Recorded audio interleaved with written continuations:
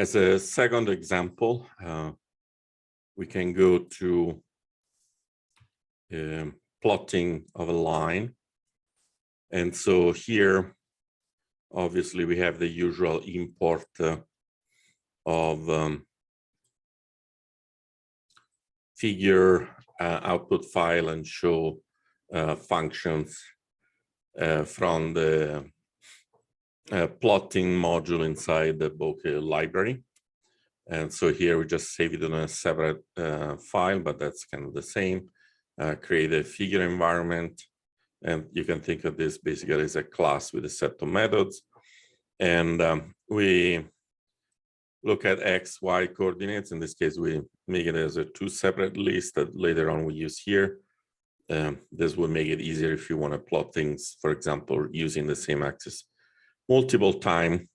And then very simply, we use the line method for which we use X and Y to basically give the list of points through which the line has to go. And we can give, among many other parameters, the width of the line. So it's super simple. And then we display the results. So let's clear this and go to the actual Python code. So this was the circles, these are the lines. I have a few examples. So now I'll set this as a startup file. I'll share all the actual code on Canvas. And so here, same thing. Any addition is being kind of commented away. So I'll run the code, simple plot that we can look at. And if we look at now at the line.html file, open, we get the same exact image.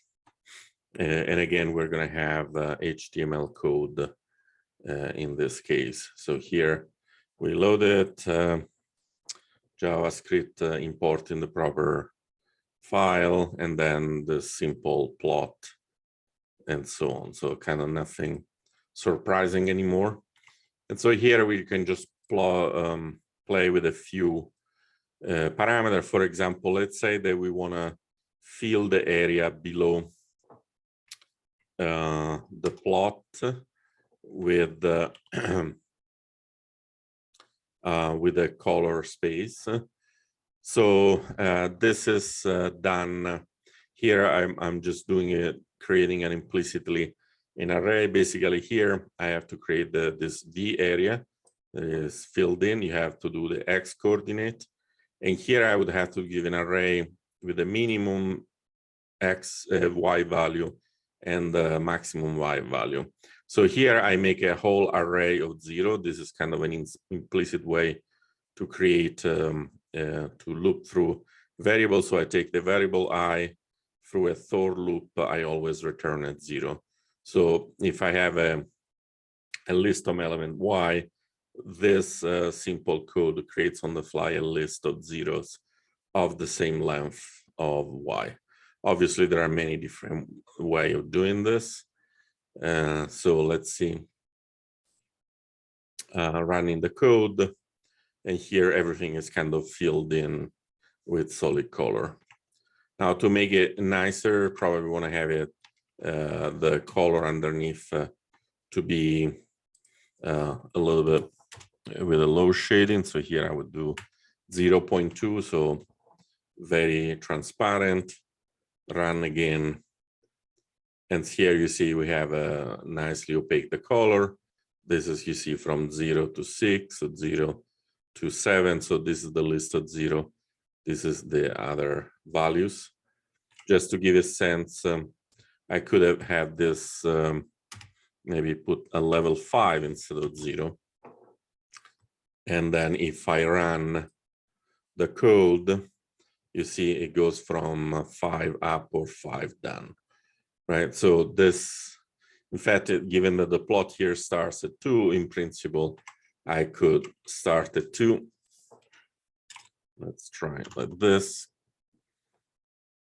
And you see, we wouldn't see much of a difference. I think it's best in terms of the meaning on the plot.